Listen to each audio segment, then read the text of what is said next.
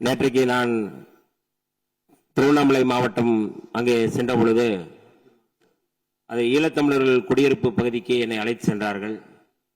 அப்படி சென்று கொண்டிருந்த பொழுது அந்த குடியிருப்பில் பல கோரிக்கைகள் வைத்திருந்தார்கள்.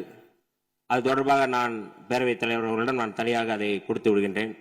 அங்கே குடியிருக்க வீடுகள் சரியாக இல்லை, இன்னமும் கூடுதலாக தண்ணீர் வசதி இல்லை, சுடுகாடு பிரச்சனை இருக்கிறது என்று சொன்னார்கள்.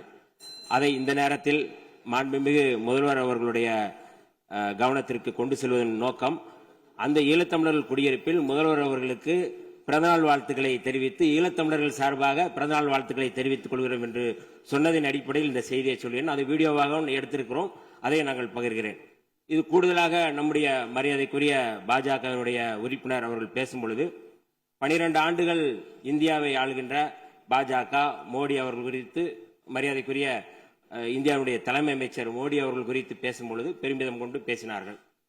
இந்த அவை அது குறித்து பாராட்டி மாண்பை உயர்த்தி கொள்ள வேண்டும் என்று சொல்வதன் மூலமாக மாண்பு இந்த அவையில் குறைவாக இருக்கிறது என்பதை சொல்லாமல் சொல்கிறாரா என்கின்ற கேள்வியை அப்படி எடுத்துக்கொள்ள வேண்டாம். அவர் தன்னுடைய விருப்பத்தை மன்னிக்கணும் தயவு செய்து.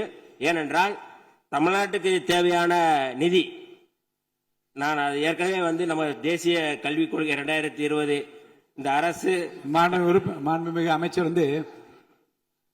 இந்த மாண்பு உறுப்பினர் பாருங்க, மாண்பு உறுப்பினர் பேசிய அந்த உரையில இருந்து நீங்கள் மறுப்பு சொல்லுகிற கருத்து எதுவும் இருப்பதாக எனக்கு மனத்துக்கு படவில்லை.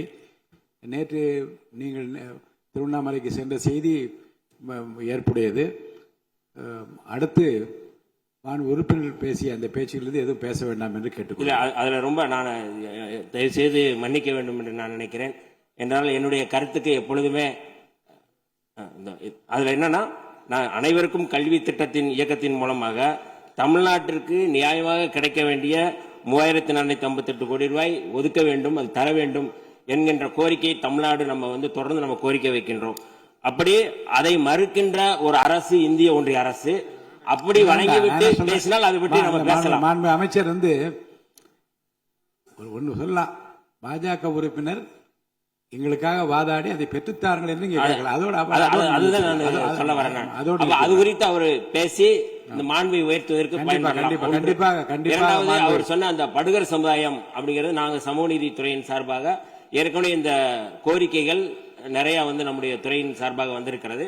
அந்த படுகர் சமுதாய மக்கள் பழங்குடி சமுதாயத்தில் சேர்க்க வேண்டும் என்பது அந்த மக்களுடைய கோரிக்கை. அது குறித்து மாண்புமிகு முதல்வர் அவருடைய கவனத்திற்கும் நாங்கள் கொண்டு சென்றிருக்கிறோம். கட்டாயம் அது குறித்து பரிசீலிப்போம். நன்றி, வணக்கம்.